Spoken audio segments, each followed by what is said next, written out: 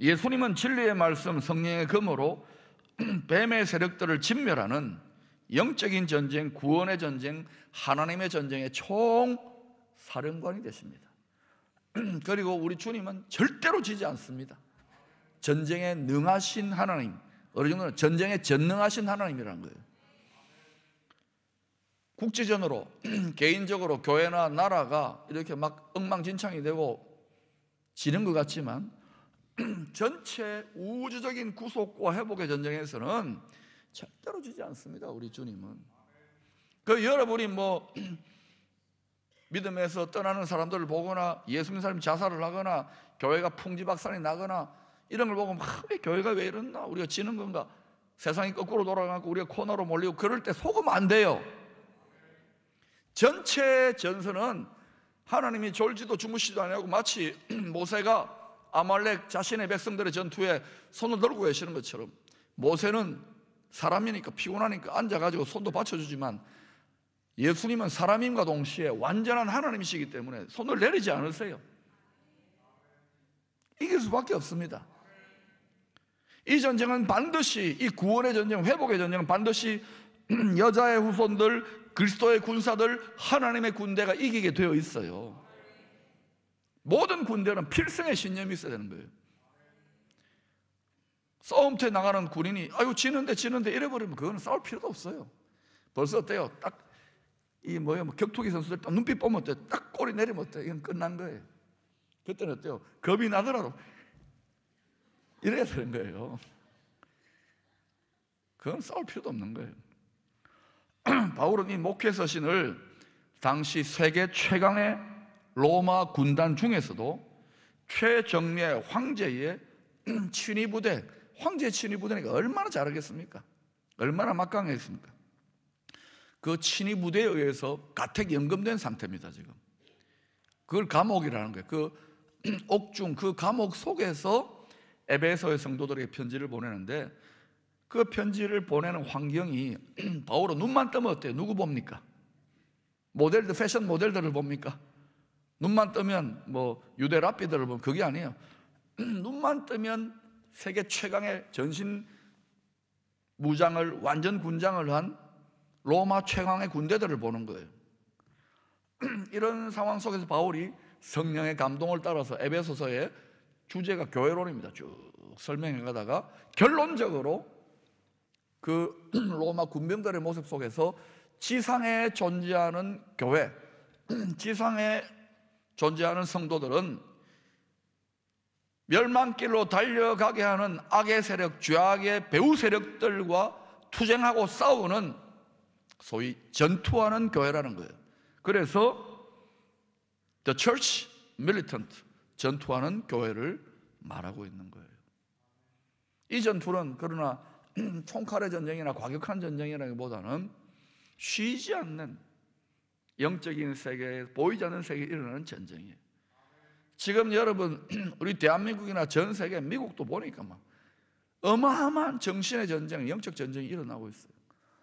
그런데 여러분이 이걸 눈에 보이는 세계, 그저 초막에 여러분의 관심이 집중되어 있으면 전혀 느끼지를 못할 거예요.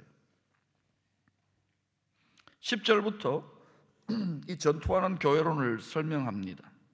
끝으로 너희가 주 안에서와 그 힘의 능력으로 강건하여 지고.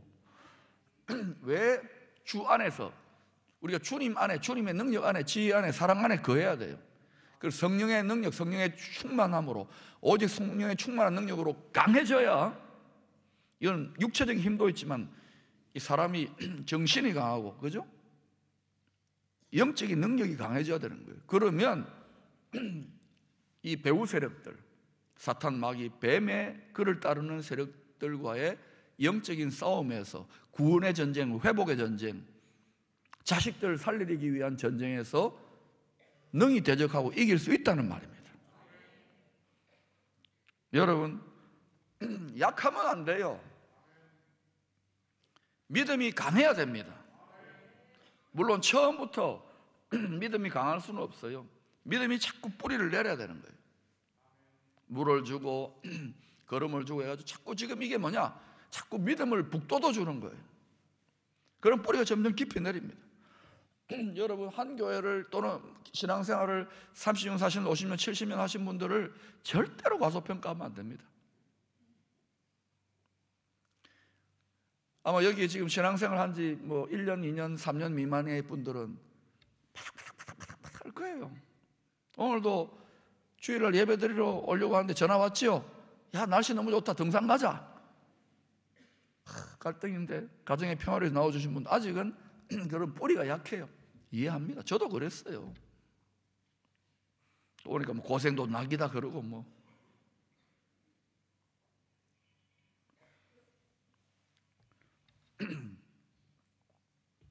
군인은 강합니다. 약해지면 안 돼요.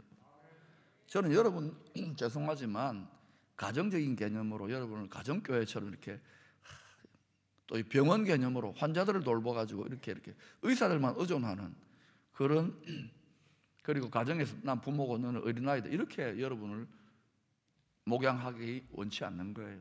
왜냐하면 지금 이 시대는 어둠과 죄의 배후 세력과 싸워야 되기 때문에. 그래서 여러분을 강하게 좀 이렇게 세워가겠습니다. 제 마음은 훨씬 더 강하게 밀어붙이고 싶지만 그렇게 하면 다 도망가지 않겠습니까? 그래서 이 정도 하는 거예요. 군인의 특징은 강인함입니다. 해병대, 아마 옛날에 왕년에 우리 해병대 1기 어르신도 계십니다. 우리 교회 왕년에 해병대 했던 분들이 요즘 이렇게 군인들 보면 어때요? 요즘 해병대 열심히 하겠지만도 그래도 강하다지만 그래 요즘 뭐 언제 그런 말씀, 야 포시랍다 포시랍다 그런 말씀을 하시더라고요. 포시랍다는 말이 뭔지 나중에 통역해 주세요 저한테. 군인의 특징은 강인함이요, 용기요, 명령에 살고 명령에 죽는 겁니다. 그런 기준에서 이 시대 전 세계 교회와 또 상대적인 풍요에 익숙해져 있고 축복에 길들여져 있는 우리 한국 교회 또 기쁨의 교회는 어떠하냐 이거예요. 얼마나 강합니까? 얼마나 끈질깁니까? 얼마나 쉽게 우리는 포기하는지 용기가 있습니까? 하나님의 말씀의 명령에 죽고 명령에 삽니까? 그러니까 우리가 이 전투하는 교회, 거기에 속한, 거기에 입대한 그리스도의 군사라고 하는 정체성을 우리가 갖기 싫은 거예요. 왜? 군인들은 늘 긴장해 있고 훈련하고, 군인은 날마다 훈련합니다. 총 닦고 훈련하고. 근데 이 정체성은 갖기를 싫어해요. 그러니까 수많은 교회들이 있지만은 그렇게 훈련되어진 교회가 드문 거예요. 거꾸로 제가 보는 요즘 아주 독종인 이단들은요, 막 한겨울에도 막 전국에 다 모여라니까 순식간에 모여는 막 기저귀 차고 모이는 거예요. 왜? 화장실 갈 시간이 없다는 거예요. 아, 나 그 소리 듣고요, 야, 우리 큰일 났다. 그들은 소수지만은 여러분 1대1로 우리가 그런 분들과 미혹당한 분들과 싸워서 이기겠습니까? 우리는 편안하기를 원하는데 명이 안 서는 거예요. 명이. 제가 말씀드리잖아요. 이런 초막절 축제도 축제지만 군함 위에, 항공모함 위에서 행하는 축제라는 거예요. 구속의 전쟁, 회복의 전쟁, 택한 자식을 건지기 위한 전쟁으로서의 그런 개념이라고요.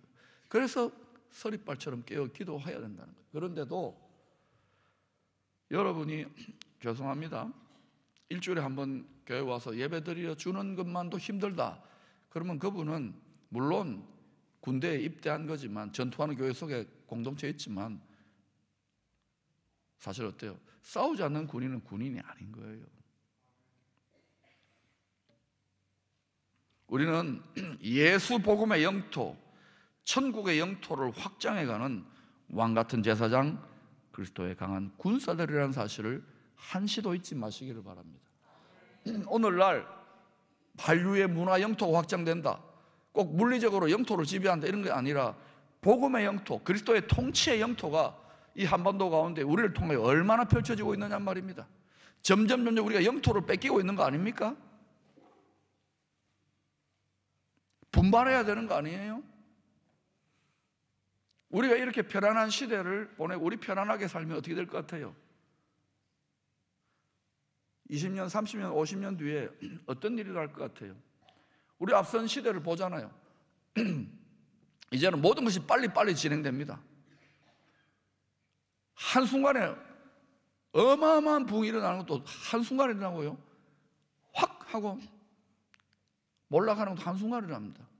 옛날에 교회는 천천히 수백 년, 수세기에 걸쳐서 수세대를 치는데 이제 그렇지 않더라고요. 우간다가 어떤 하나님의 네 하나만 바로 서면 변화될 수 있다라는 이 비전에 사로잡힌 한 목회자, 지난 한 20, 30년 동안에 완전히 나라가 달라져 버렸어요. 복음적인 나라.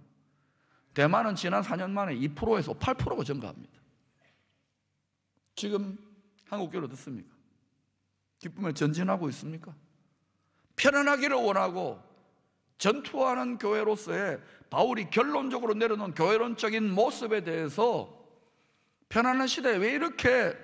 라고 저항하는 성도들의 모습 속에서 이 구속의 전쟁, 택한 자식 건지기 위한 아버지의 마음을 따라서 이것을 이기게 만들려고 하는 장수의 마음은 얼마나 안타깝겠느냐 이거예요. 아니, 총사령관 되시는 주님의 모습 얼마나 안타깝겠느냐는 거예요. 그래서 어느 한 사람, 한 기준, 한 교회가 크고 작고가 중요한 게 아니에요. 새로운 스탠다드가 필요해야 된다고요. 이래야 되고 복음의 영토가 확장돼야 되는 거 아닙니까? 그냥 되는 게 아니라고요. 고생이 따릅니다. 영적인 싸움이 있어요. 따라합시다. 고생도 낙이다, 싸움도 낙이다. 백전노장들을 보세요. 편안하면 오히려 건질건질해요. 그분들은. 계속해서 11절은 구원의 전쟁으로 부름받은 그리스도의 군사들은 완전 무장을 갖추고 임전태세로 준비되어질 때 능히 대적하여 이길 수 있다는 겁니다. 마귀의 관계를 능히 대적하기 위하여 하나님의 전신갑주를 입으라. 여러분, 이것은 보이지 않는 싸움이기 때문에 24시간 계속됩니다. 집에 가면 여러분 무장해제, 여러분 집에서 많이 싸우지요. 저는 어떨 때요, 교회에서 열심히 탁 이렇게 양복 입고 탁 설교하고 이러고 가는데 집에 가면 좀 편안한 곳 아닙니까? 그런데 그날따라 집에 들어가면 오늘 좀 잔소리 듣게 야단 맞겠다 이런 느낌이 와요. 쎄한 분위기가 느껴지잖아요. 우리 특별히 남자분들. 그때 제가 문 앞에서 이렇게 기도한 적이 있어요. 하나님, 오늘 평화를 지켜주시옵소서.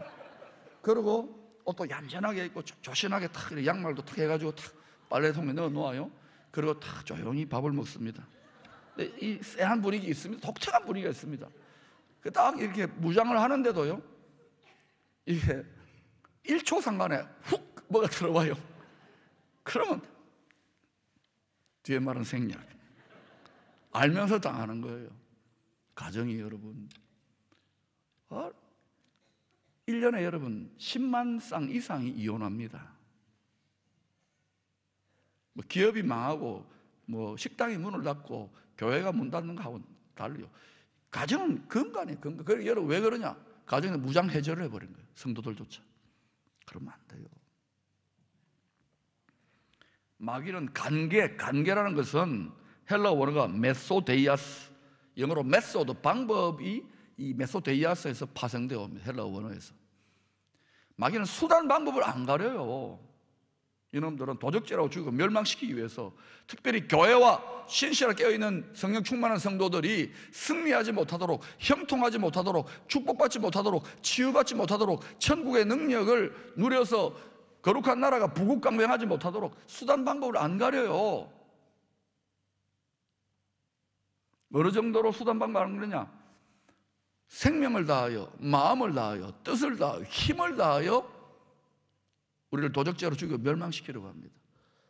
얼마 전에 우리 미얀마의 원성교사님 지난 6년간 이제 기본 사역, 하나님이 아주 은혜 가운데 이 사역의 이제 기본 준비가 다 되어졌어요. 언어도, 문화적인 적용도, 가족도, 또 시설도 다 준비가 되어졌습니다.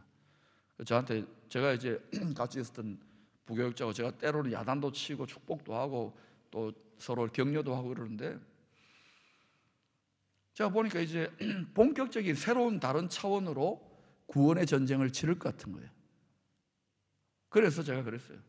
원성교사, 새로운 차원으로 나아가는데 우리 결단하자. 나도 마찬가지인데 1초도 방심하면 안 된다. 영원한 천국에 갈 때까지 1초도 방심하면 안 돼. 한 방에 훅 가는 수가 있어. 여러분, 간간히 들려오는 선교사나 목사님들이나 또 교회 지도자들, 성도들, 교회 지도자들, 주님을 위해 일생을 헌신하는 사람도 뭐 성적으로 한 방에 타락되고 물질 문제로 넘어지고 명예 문제로 넘어지는데, 하물며 여러분 지난 한 주간도 훅 갔다가 그냥 모르니까 그냥 시침이 뚝 떼고 오신 분들 회개하셔야 돼요. 악하고 음란한 세대 속을 살아가고 있습니다. 교회는 폐잔병들의 예배에 처소가 돼서는 안 돼요. 승전보를 안고 승리의식을 갖고 오른 주님을 위하여 힘이 불끈불끈 나는 용사들의 예배의 전당이 되어야 될 줄로 믿습니다. 위로만 하고 상처만 싸매어주는 자리가 아니라 다시금 나가서 싸워 이길 수 있는 하나님의 권능을 덧입는 예배의 자리가 되어야 되는 거예요. 이거 나이도 없어요. 목사님 난 다리가 아파서 기도할 수 있잖아요.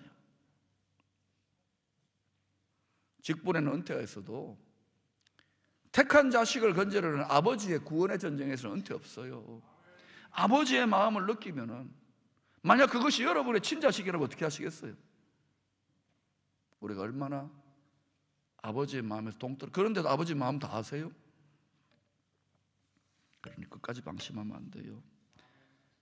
12절에서 다시 한번 여자의 후손된 성도들이 이 땅에서 싸워야만 하는 구원의 전쟁의 주적을 분명하게 설명합니다.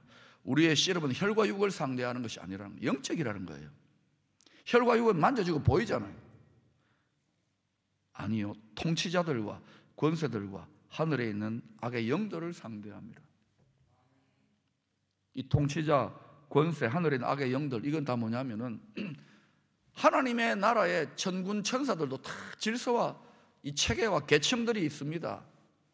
마찬가지로 이 사단의 어둠의 나라의 왕국도 다 이 계급이라든지 계층들이 있는 거예요.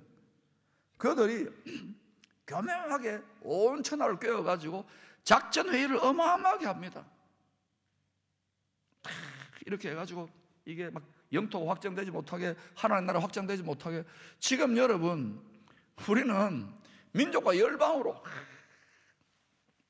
아시아와 제3세력권의 위대한 알곡의 부흥을 외치고 있어요. 이게 일어나면 어떻게 되겠습니까? 그쪽의 나라에 대해서는 치명타가 되는 거예요. 그러니까 어때요? 블랙리스트에 영순위가 누가 돼 있을까요? 여러분, 여기 그냥 서 있는 것 같지만 만약에 하늘에 있는 우리의 영원한 주적, 땅의 주적은 달라집니다만 영원한 주적에게 치명타를 가하고 있다면은 보이지 않는 세계에서 많은 싸움들을 하게 돼요. 여러분 기도해 주셔야 돼요. 그런데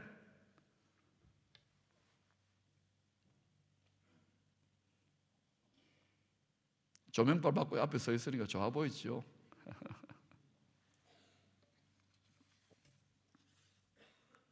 이 본질은 영적입니다.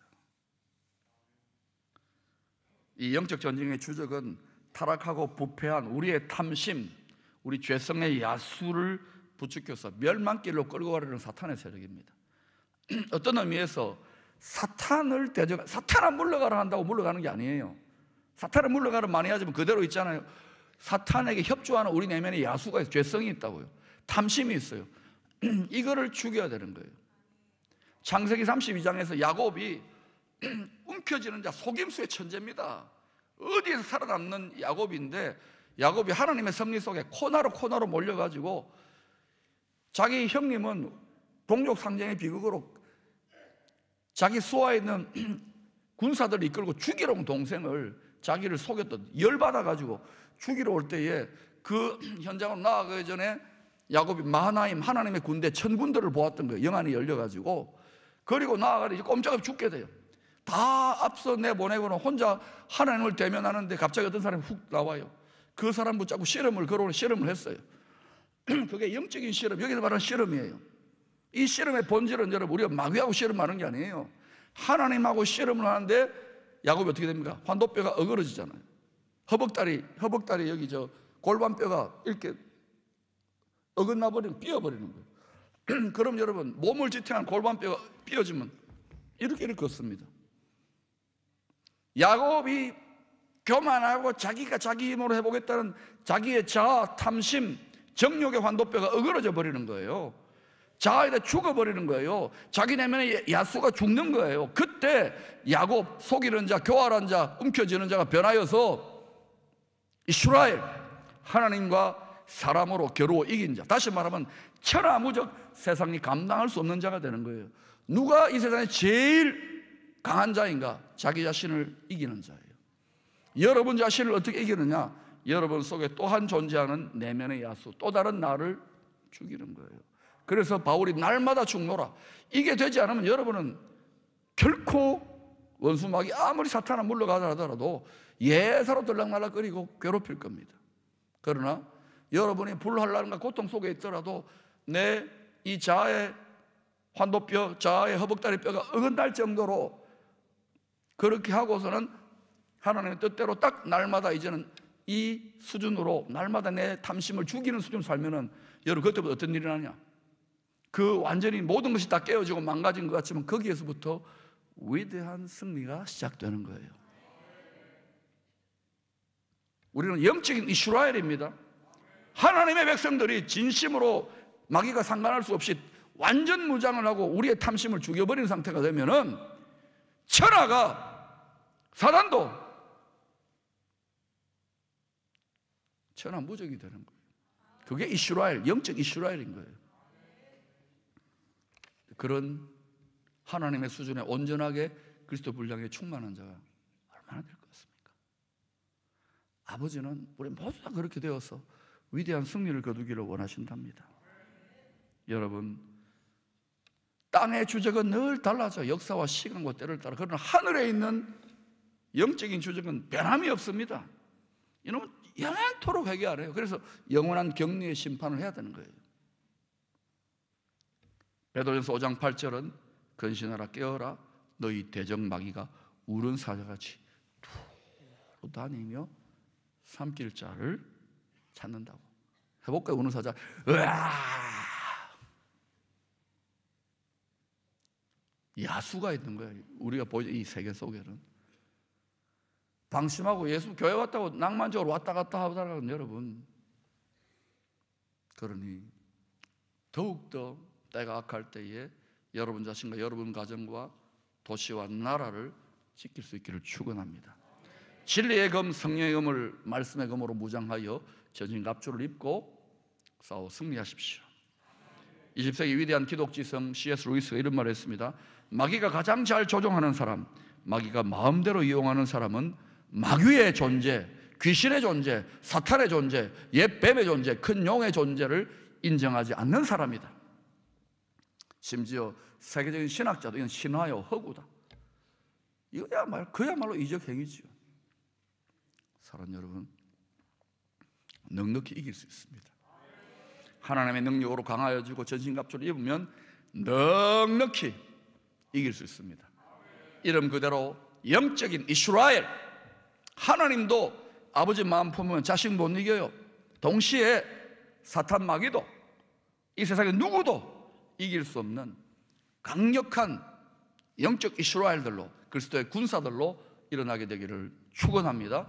기쁨의 교회는 이 시대의 새로운 스탠다드를 열기 위해서 알곡의 위대한 하나님의 택한 자식들을 건지기 위한 강력한 하나님의 항공모함 될 수 있기를 축원합니다.